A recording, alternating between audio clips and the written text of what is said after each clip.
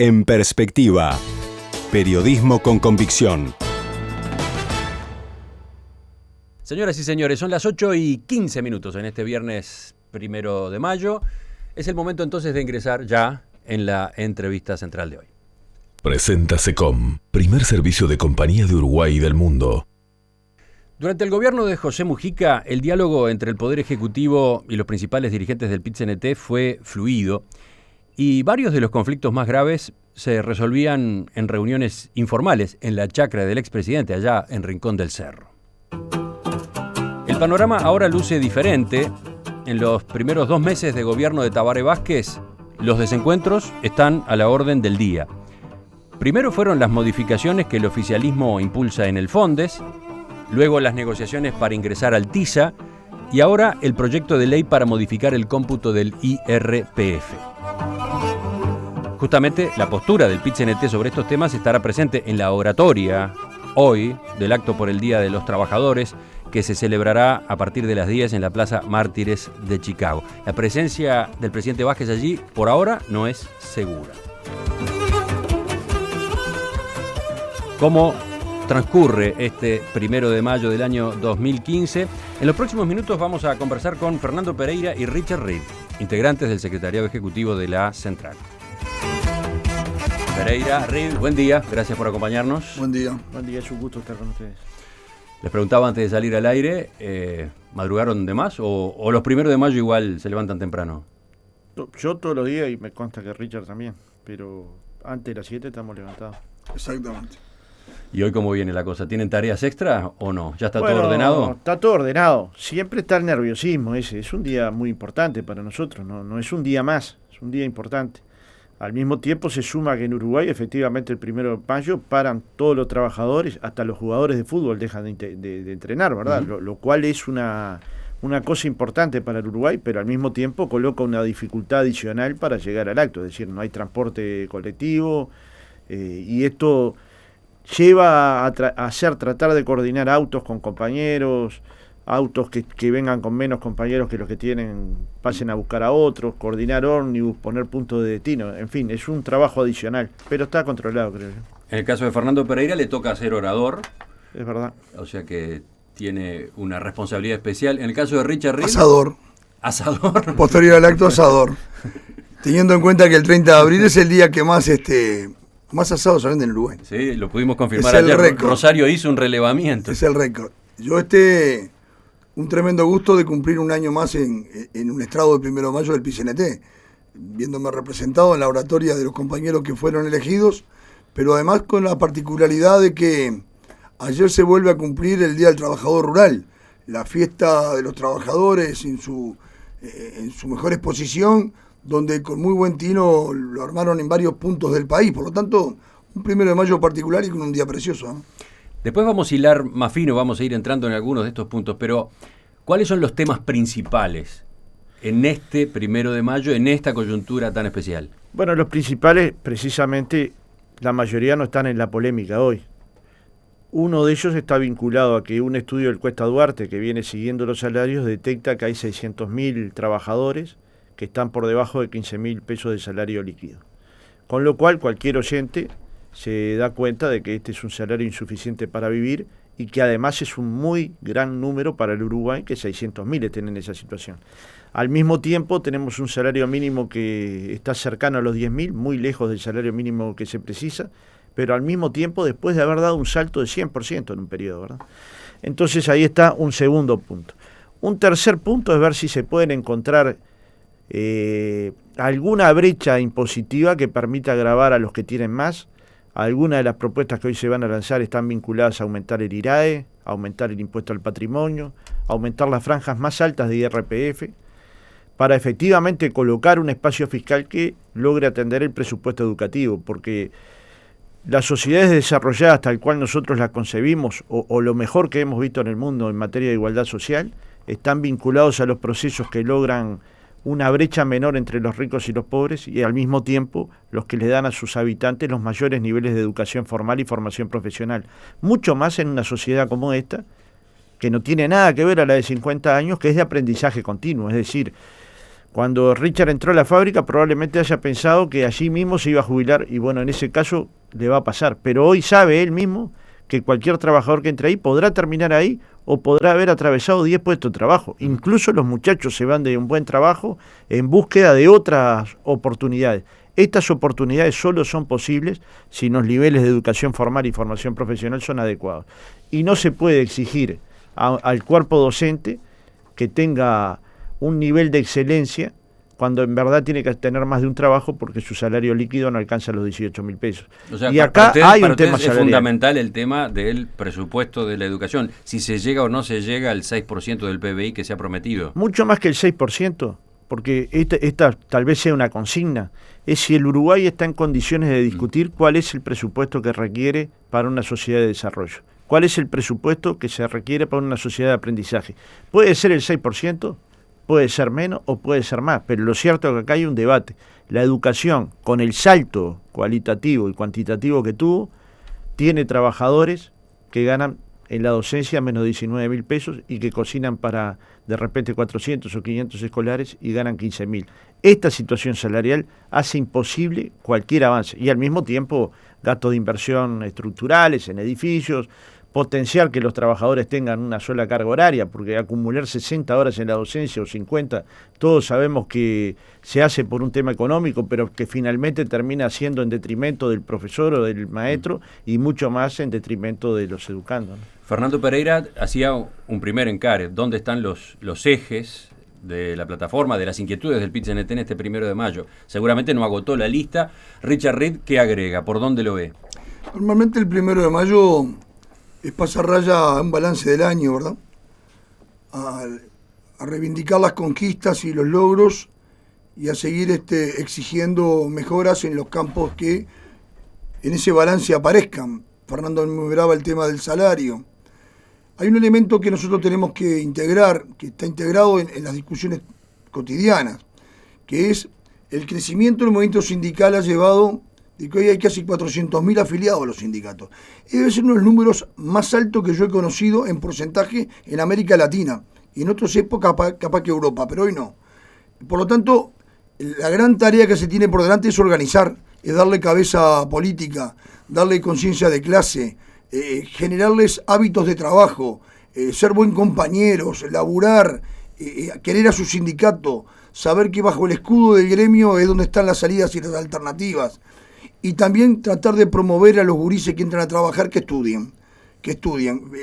Fernando me numeraba los otros días que una gran franja de esos 600.000 son jóvenes, mujeres, pero mayoritariamente con poco estudio, que llegan a primaria, algunos no concluyen primaria, algunos ingresan al liceo y la deserción es en el primer año. Por lo tanto, el sindicato tiene que hacer un gesto muy importante hacia sus trabajadores. No solamente es un número de afiliados para tener correlación de fuerza en una pelea, también tenemos que ayudar a educar. Si queremos cambiar la sociedad, tenemos que mirar para adentro. Entonces yo creo que... Y ese papel de los sindicatos. Es interesante el planteo de Richard Reed, porque él parte de la base del aumento que ha tenido la afiliación a los gremios en nuestro país. Señala que entonces hay mucho afiliado con escasa formación sindical. De eso se ha discutido mucho a propósito de, por ejemplo, cómo es que se adoptan determinadas medidas, cómo se va demasiado rápido a las medidas más severas, por qué no se negocia primero con habilidad, antes, etcétera. Por ejemplo, sobre las ocupaciones, cuando ha aparecido el tema de las ocupaciones, se ha respondido con ese tema, ¿no? De la juventud, la falta de experiencia de muchos militantes. Richard decía, los sindicatos tienen que formar a esos jóvenes, pero hablaba de otras cosas, hablaba de también formarlos en la cultura del trabajo, por ejemplo. Más de una vez Richard Reed ha hablado de eso. ¿Efectivamente los sindicatos están en esa línea? En cómo se trabaja, en hablar con esos jóvenes sobre cómo se trabaja, cuáles son las obligaciones, etcétera, etcétera. Yo creo que sí, yo creo que cada uno con su estilo, con su forma, con sus posibilidades.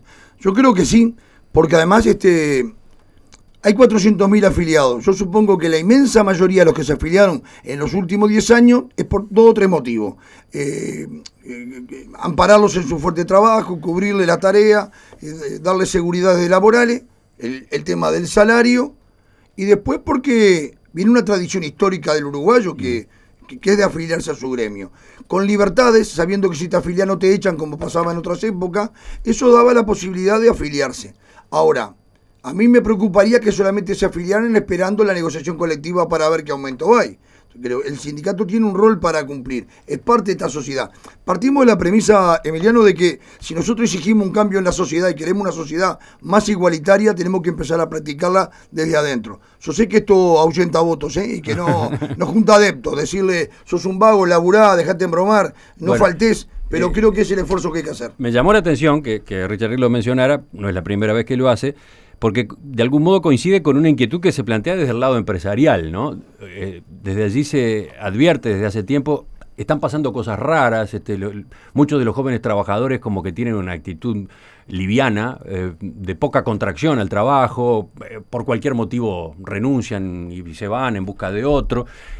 ¿Todos los gremios están trabajando sobre esa parte de la nueva realidad, Pereira? Bueno, la cultura del trabajo, Emiliano, no tiene una sola dirección. Hay una parte que es la que plantea Richard, que es la cultura del trabajo en el sentido del cumplimiento.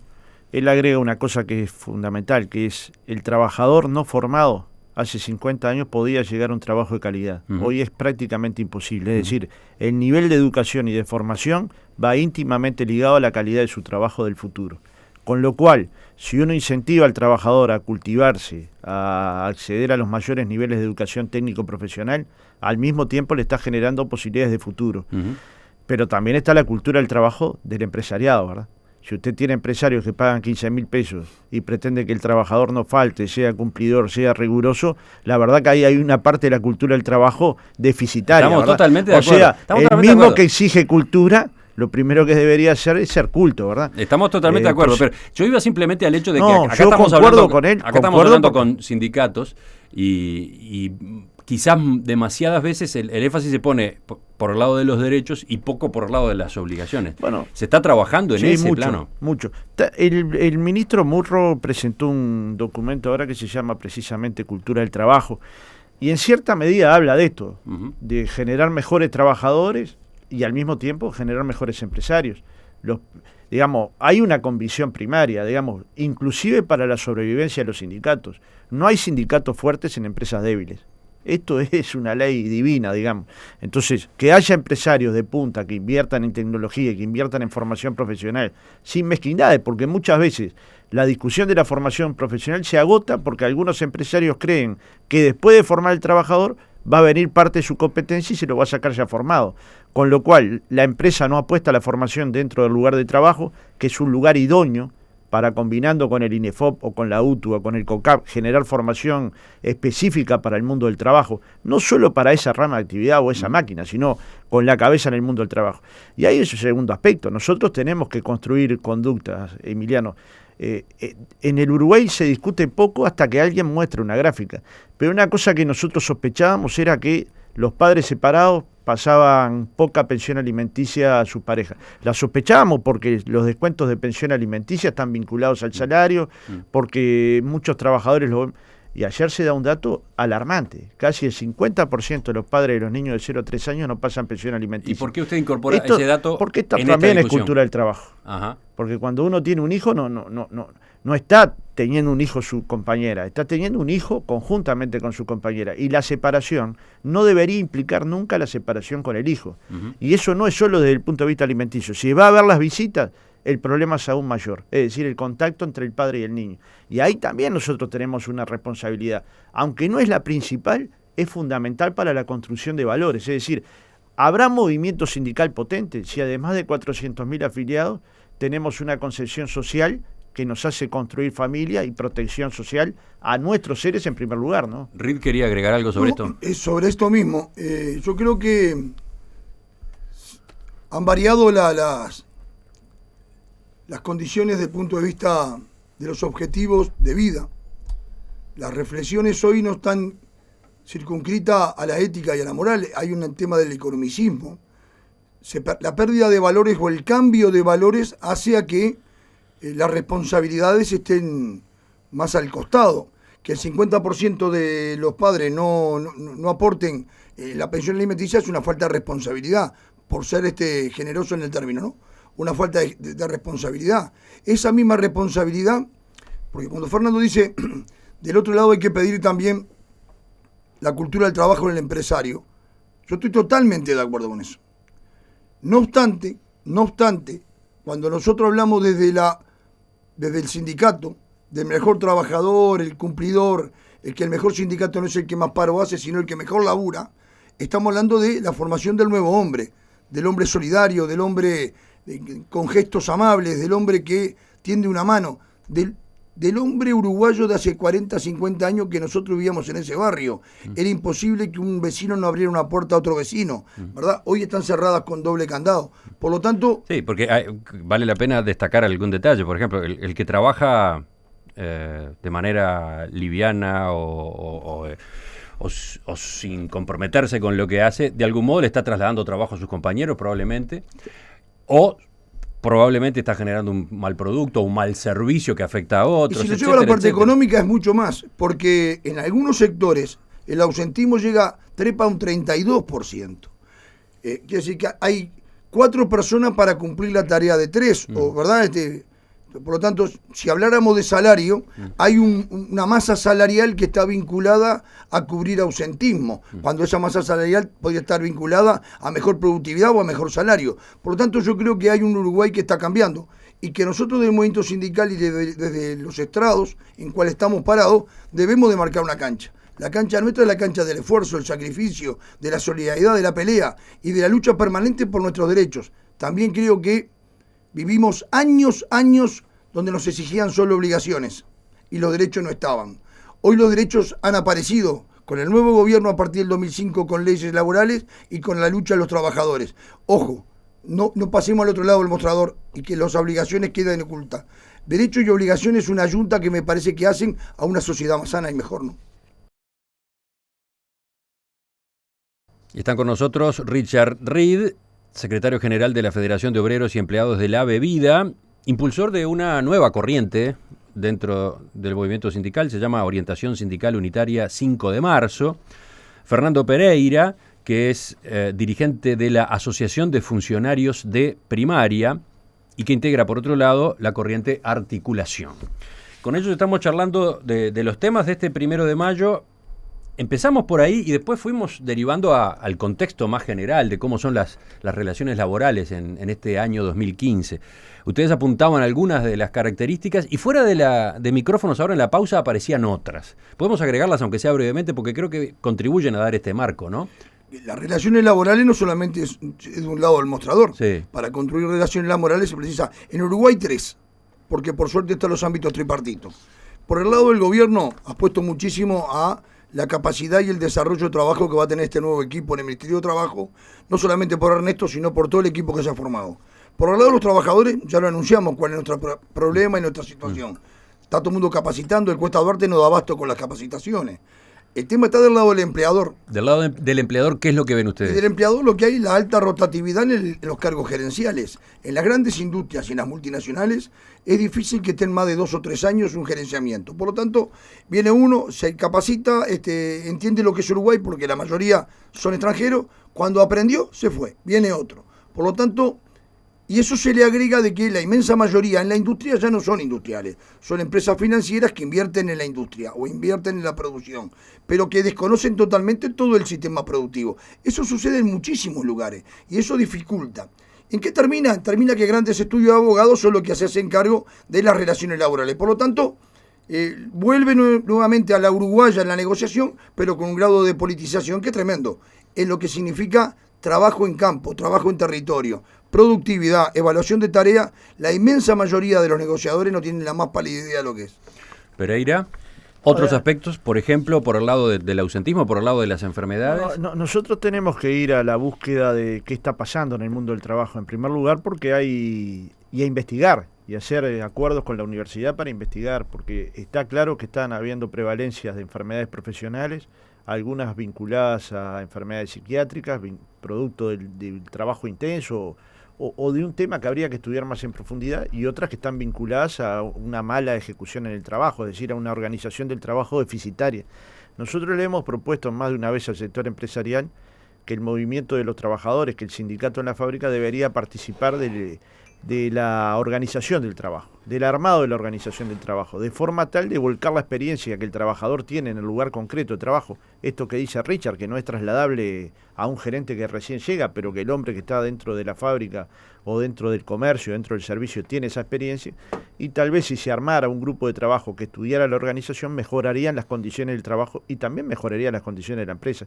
Pero por el lado de las enfermedades, ¿cuáles les llaman la atención a ustedes? Bueno, hay una prevalencia importante en algunos sectores de la enfermedad psiquiátrica, con lo cual, digamos, y de la enfermedad psiquiátrica real, ¿no? Con lo cual hay que atender qué está pasando en el Uruguay con este tema, ¿verdad? Por ejemplo, todos nos damos cuenta que en las mutualistas se han ampliado enormemente la atención en psiquiatría, con lo cual, digamos, hay un indicador para mi gusto preocupante, que no sé muy bien a qué está vinculado porque no tengo la suficiente capacitación, pero que es un tema que hace algún tiempo nos está preocupando. Y una nueva enfermedad, le llamo nueva por ponerle un nombre, ¿no? Son las adicciones. Como está el tema del alcohol incluido dentro de los ámbitos laborales, y se viene estudiando hace muchísimos años, la adicción ahora al uso del celular en lo que significa el chateo. No celular como teléfono. Por ese lado. Yo pensé que iba a hablar de drogas, que iba a hablar de alcohol. Eso está integrado en la sociedad en un término muy parejo, no hay desequilibrio porcentual en lo que se consume en un lado que en el otro. Obviamente en el trabajo hay más resguardo del consumo de ese tipo de adicciones. Pero el celular, que cada vez se usa menos como teléfono y más como chateo, más como computadora, eso va a empezar a traer problemas dentro de los ámbitos de trabajo. Porque es una adicción. Bueno, de hecho ya ha traído, ¿no? Ha traído, pero todavía... Por ejemplo, ¿cuántas discusiones ha habido a propósito de qué hacer con los celulares en la enseñanza, ¿no? En los liceos, en las universidades, sobre todo. Ahí ya hay, bueno, entre comillas, un problema de tipo laboral. Pero usted va más lejos de eso. Voy más lejos porque, además, parte de esta sociedad como soy, también tengo el celular, también me gusta chatear, por lo tanto, en el comedor de la fábrica hace cuestión de un mes y medio, habían 4 jóvenes nuevos zafreros almorzando. Los 4 estaban con su celular chateando. Yo me senté con ellos y le pregunté a uno cómo se llamaba el que estaba enfrente y no sabía el nombre. Y esto sucedió porque la fábrica todo el mundo lo conoce. Entonces estamos llegando a un nivel tremendo. ¿No está regulado el uso del celular? No, ¿O empieza a regularse? Recuerdo alguna información de algunos convenios donde se había incluido el tema. Yo lo vinculo como el tema adicción, ¿verdad? Como un tema problemático a tratar porque seguramente va a ser uno de los temas que en los próximos años va a estar en las plataformas. Además ha cambiado las relaciones sociales. Probablemente nuestra generación no tome cuenta si no levanta un poco la cabeza en un restaurante, pero muchas veces ve una pareja, los dos con su celular conversando con personas que no son su pareja en ese momento o con alguien distinto a él. Con lo cual este cambio... Hay que ver cuáles son las consecuencias ulteriores, pero para mi gusto algunas de ellas son consecuencias negativas, es decir, menos profundización en el diálogo cara a cara, en el mano a mano, y más comunicación vía electrónica, vía distancia. Y eso está impactando tanto en el trabajo, en el funcionamiento del empleado en su empresa, en el vestuario, como en el movimiento sindical, en cómo se desarrollan o no las reuniones, los intercambios, las asambleas. Bueno, él dice algo claro, si 2 personas están en el mismo vestuario, cuando nosotros estamos en el vestuario conocemos el otro, sabemos de su familia, de sus hijos. Si están 2 personas en el vestuario y no han logrado en 3 meses conocer su nombre, estamos generando una cultura de vínculos muy diferente a la que había, con lo cual no hay que esconder la realidad, porque eso es parte de la realidad, pero hay que trabajar para ver cómo se humaniza, digamos, el contacto electrónico con el contacto humano, ¿no? Volvemos a los temas que estábamos charlando, sobre todo a la introducción que yo hacía en esta entrevista. ¿Cómo califican ustedes la relación del PIT-CNT con el gobierno de Tabaré Vázquez si la comparan con la que tuvo la central sindical con el gobierno anterior, el de José Mujica? Es buena, Emiliano. El problema es que hubo algunos desacuerdos, algunos desentendimientos. Yo creo que algunos gobernantes van a tener que acostumbrarse, como yo creo que estuvo acostumbrado el primer gobierno de Vázquez y el gobierno Mujica, que va a haber diferencias con el movimiento sindical y que la van a tener que administrar. Digamos, este es un problema que hay que entender. Nosotros tenemos un programa propio que en algunos puntos coincide con el programa de la fuerza que ganó el gobierno y en otros no. Y donde no coincide, va a haber diferencias. Nosotros tuvimos un primer relacionamiento con el gobierno de Vázquez muy bueno, de muy buena calidad. Un diálogo permanente, cada vez que se le solicitó una entrevista formal o informal a Vázquez, él la dio, algunas fueron públicas y otras nunca fueron públicas, pero no hubo menor nivel de relacionamiento que con el gobierno de Mujica. Esto es una mala interpretación del vínculo que hubo en el primer gobierno. En el gobierno de Mujica fueron más públicas, hubo un relacionamiento vinculado a su casa, incluso como vos planteabas, a la chacra y al estilo de Mujica, y también funcionó. Es decir, estos dos mecanismos de relacionamiento funcionaron.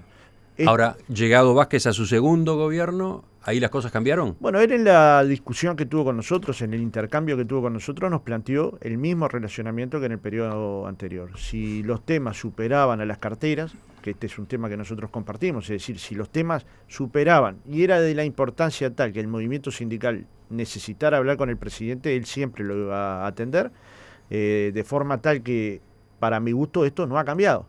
Y también es verdad que nosotros hemos tenido reuniones en este último tiempo con el ministro de Economía, con el ministro de Trabajo, con el ministro de Salud, con el ministro de Vivienda, con el director de la OPP en varias oportunidades por el tema Fondes, y en algunos temas se ha avanzado sustancialmente, por ejemplo en el tema Fondes. Pero, por ejemplo, ya que menciona el caso Fondes, me llamó la atención, a raíz de las discrepancias que se están dando entre el PIT-CNT y el gobierno sobre el proyecto de ley del Fondes, unas declaraciones que leí de Milton Castellanos. En Búsqueda dijo que él vislumbra un cambio en la concepción de la democracia por parte del nuevo gobierno. Agregó, la izquierda, desde su origen, siempre hizo énfasis en la importancia de la democracia participativa, donde los actores de la sociedad jueguen, se expresen, participen, opinen e incluso tengan responsabilidades.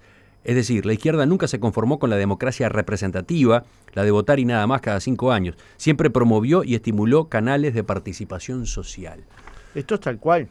Lo que dice Milton es lo que nosotros pensamos, pero también es lo que creemos se está haciendo. Por ejemplo, voy a dar 2 ejemplos. Castellanos no parece coincidir con ese diagnóstico. Porque en un principio tuvimos Él una dice diferencia. que ve un cambio en la concepción de la democracia por parte del nuevo gobierno. Cuando Castellanos dijo esto, veníamos de la discusión del Fondes, ¿verdad?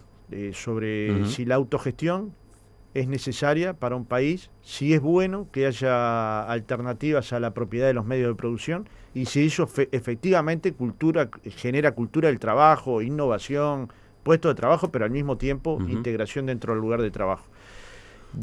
A partir de ese proyecto primario que presentó el Poder Ejecutivo hasta ahora, han existido avances muy importantes. El primero es que se acordó, por lo menos se está cerca de acordar, un porcentaje mínimo de la rentabilidad del Banco República sea volcado a los proyectos al Fondes, ¿no? Al Fondo de Desarrollo. En segundo lugar, que la mitad de esos recursos vayan a empresas autogestionadas. Estos son 2 avances importantes. Y al mismo tiempo que la decisión del otorgamiento de fondos para cada proyecto autogestionario esté en manos de un directorio conformado con 5 miembros, con 2 de representación social, 1 de los trabajadores y 1 de los cooperativistas. De forma tal que desde aquel momento que expresó Milton hasta acá, en el tema de Fondes se ha mejorado la propuesta. Yo diría que se ha negociado realmente, porque nuestra propuesta máxima no fue alcanzada y tampoco la propuesta que había hecho el gobierno. De eso se trata la negociación. Si cada uno quedara clavado en la propuesta inicial, las negociaciones serían por mail, ¿no? La presencia es buscar un equilibrio donde todas las partes salgan satisfechas. Ahora quedan algunos aspectos para resolver. Pero hace pocos días se dio otro roce con esas declaraciones del vicepresidente Raúl Sendic, ¿no? Cuando dijo que sobre el proyecto de cambios en el IRPF se iba a tener una reunión con el PIT-CNT, pero por cortesía, porque el proyecto enviado por el Poder Ejecutivo es el que va a salir, es el que se va a votar en el Senado, es el que puede financiarse, etcétera. Bueno, acá, Emiliano, no estamos ante el tema más importante que tiene el movimiento sindical, ¿verdad? Ni el movimiento sindical ni la gente. En primer lugar, porque el impuesto como está planteado por el gobierno es mejor que como se calculaba, pero no va a tener un impacto importante en ningún salario. Y sobre todo va a ser un impacto menor en los menores salarios. Es decir, ahí casi no se va a notar. Hay trabajadores que lo que van a pagar menos por año son 500 pesos o menos por año. Con lo cual, estamos hablando de un tema menor. Incluso la propuesta del movimiento sindical que implica una mayor renuncia fiscal tampoco iba a implicar un gran cambio o un cambio sustantivo en los salarios de los trabajadores.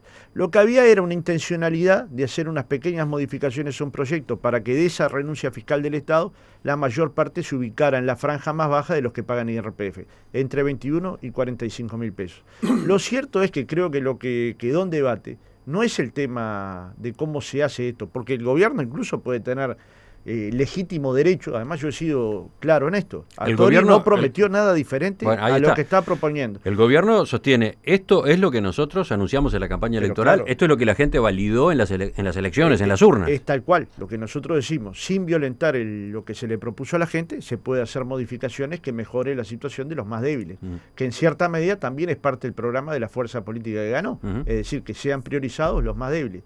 Ahora, esta es una discusión técnica y política, que podrá tener el resultado que tenga. Lo que nos pareció alarmante es el mecanismo. Si yo solo te escucho para saber qué pensás, eso se resuelve otra vez por la vía del mail. Si te escucho para ver qué pensás y si tu planteo es razonable y efectivamente puede mejorar las condiciones de los que menos tienen, yo creo que hay que escucharlo con respeto, no por cortesía, por respeto, y si es buena la propuesta, asumirla. La hagamos nosotros o cualquier otra organización, ¿no? Reed, ¿qué visión tiene usted de la relación PIT-CNT-Gobierno Vázquez? Primero que hace 2 meses que este gobierno asumió.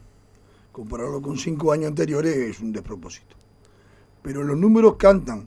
En 2 meses pasaron como 5 ministros por el PIT-CNT para conversar con nosotros. Yo vengo de una época que ya ni me acuerdo. Yo no recuerdo en mi época no solamente ni un subsecretario que pase por la puerta del PIT-CNT. Por lo tanto, me parece que también nos acostumbramos a un nuevo estilo de relacionamiento que, obviamente, como todo ser humano, uno aspira a mejorarlo, ampliarlo, etcétera, etcétera. Yo creo también de que son estilos distintos, tanto el del presidente Mujica, el expresidente Mujica, como el presidente Tabaré Vázquez. Son estilos distintos que hacen, y muy distintos, que hacen también a una reubicación en las relaciones con las organizaciones. Creo que lo que grafica y la diferencia es el comentario del presidente de la República, ¿no? Cuando las cosas excedan al ministro, la puerta está tan abierta. Por lo tanto, hay que agotar las instancias.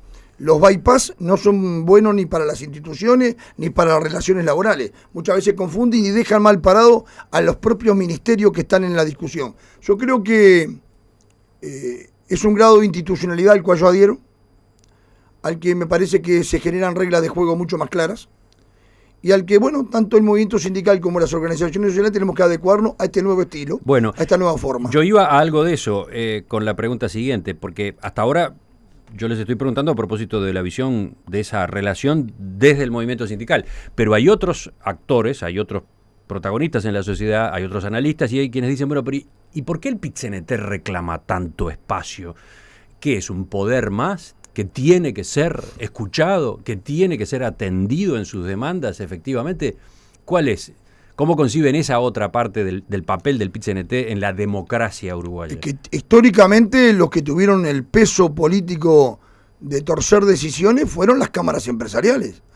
Quizás no en la televisión todos los días, pero el poder lo hacían valer desde otra forma. Nosotros somos más transparentes, más visibles, pero las cámaras empresariales históricamente resolvieron el rumbo de la economía, resolvieron el rumbo de las exportaciones e importaciones, resolvieron el rumbo de qué tipo de Uruguay productivo teníamos. Yo creo que el tema del poder está lejos todavía de poder equipararlo al movimiento sindical. Nosotros lo que pretendemos es, porque queremos una sociedad de diálogo y una sociedad de participación, una sociedad donde nos escuche. Creo que mientras escuchaba a Fernando, se me vino a la memoria esto último que hace pocos días, que está funcionando y que hay ya algunas resoluciones. Desde este gobierno se convoca un ámbito multisectorial, que yo decía desde el tiempo de la CONAPRO, que no me acuerdo, la representación, todos los partidos políticos y fuerzas sociales, para discutir un tema puntual que es el tema alcohol. Pero que esa experiencia se puede reproducir en muchísimos otros temas del país. Bueno, eso creo que hace una situación de democracia participativa, obviamente. Después quien resuelve es el Ejecutivo y después quien resuelve es el soberano, que es el Parlamento. Pero me parece que son los esquemas al cual hay que transitar y que con ese tipo de participación, en lo que respecta a mí en lo personal, me parece suficiente. Ahora vos la pregunta que haces, Emiliano, creo que es la más ideológica de todas las que hemos analizado ahora. Yo estoy convencido que hay que construir poder social si uno quiere cambiar la sociedad. Y discutir de poder no es discutir de mala palabra, es discutir construcción de poder para cambiar la sociedad. La construcción de poder se da por el número de afiliados. Yo no conozco otra organización en el Uruguay que tenga 400.000 afiliados. Esto incluye a las mutualistas más grandes del Uruguay. pero al mismo tiempo se da porque esos trabajadores estén lo mejor capacitados, un poco lo que conversamos antes. Y si esto lo logramos, hay que ir a la búsqueda de la igualdad social en el Uruguay, y solo se hace con poder. Yo claro, podría pero, estar pero la otra lectura es, el poder se distribuye en las urnas, según el voto, según el se apoyo distribuye. popular que obtiene cada partido cuando se Si realizan las hubiéramos creído elecciones. en eso, los trabajadores en 1915 no hubieran peleado por las 8 horas. Hubieran depositado la confianza en don José Valle Ordóñez simplemente y no hubieran dado una batalla. Y ahí, hace 100 años, dieron la batalla por las 8 horas. Hace 100 años dieron la batalla por la ley de salud laboral, la más moderna en América Latina en aquel momento. Y hace 25 por las empresas públicas. Exacto. Entonces, digamos, acá hubo un movimiento sindical pujando. Y va a haber un movimiento sindical pujando para pelear por las ganancias empresariales que son muy elevadas en relación al salario de los trabajadores. El salario de los trabajadores ha crecido, Emiliano, en los últimos 10 años, en el entorno del 47%. La rentabilidad empresarial ha crecido por encima de este nivel. Los salarios de los trabajadores han crecido por 2 vías, por la vía del crecimiento nacional y por la vía de políticas sociales muy fuertes. No habrá llegado el momento de pujar con la ganancia empresarial, pero esta es una discusión ideológica. No digo que se resuelva hoy. No habrá que controlar los precios de los productos de primera necesidad, aquellos que son inherentes a la alimentación de los uruguayos. Un país que produce para 40 millones de habitantes, ¿puede tener uruguayos con hambre?